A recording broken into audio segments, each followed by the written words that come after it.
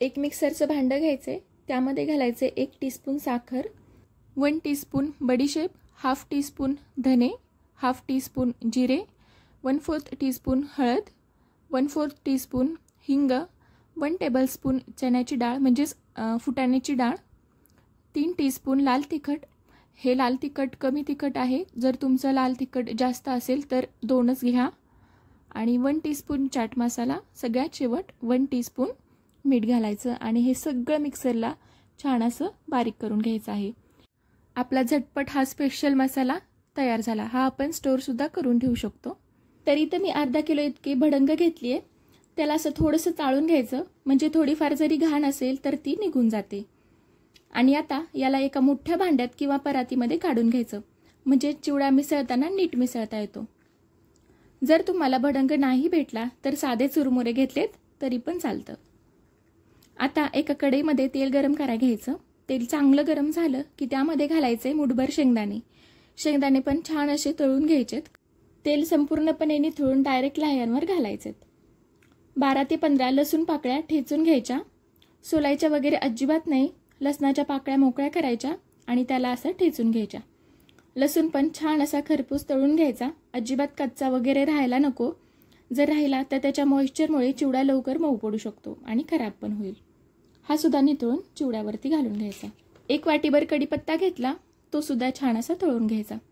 कढीपत्त्याची पानं स्वच्छ धुवून थोडीशी फॅनखाली सुकवून घेतली, म्हणजे तळताना छान तळले जातील आणि तेलसुद्धा उडणार नाही. छान खुळूम खुळूम आवाज येईपर्यंत तळून घ्यायचा. अर्धी वाटी इतकी फुटाण्याची डाळ किंवा डाळवं पण म्हणतात त्याला, हे तळून घ्यायचं. हे जास्त तळण्याची गरज नाही, ही आधीच भाजलेली असते, त्यामुळं फक्त ती बाहेरच्या वातावरणामुळे लूज झालेली असती, ती कुरकुरीत होण्यासाठी तळून घ्यायची. आता सर्व साहित्य मुरमुऱ्यांवर काढून घेतलं. आता त्याच कढईमध्ये तळलेल्या तेलातलं 2 ते 3 टेबलस्पून इतकं तेल घेतलं. मगाशी तयार केलेला मसाला घालायचा आणि लक्षात घ्या, तेल जास्त गरम नाही पाहिजे.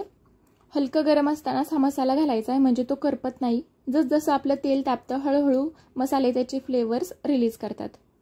लगेच ह्याला सुद्धा या मुरमुऱ्यांवर काढून घ्यायचं. सुरुवातीला हे फार गरम असतं, त्यामुळे हातानेच मिक्स न करता असं आधी चमच्याने करायचं.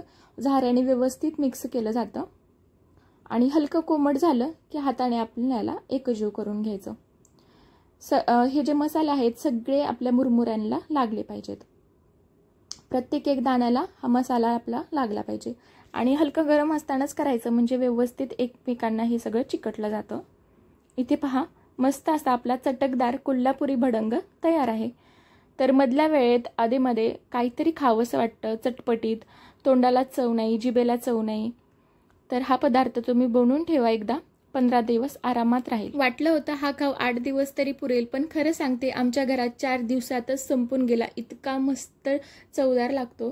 तर त्यामध्ये तुम्ही कांदा, टोमॅटो, काकडी, चाट मसाला, कोथिंबीर किंवा लिंबू जे पाहिजे ते घालून असं मिक्स करून, आता कैरी पण आली, कैरीसुद्धा चिरून यामध्ये घालून मिक्स करून असा हा चिवडा बनवून खाऊ शकतात.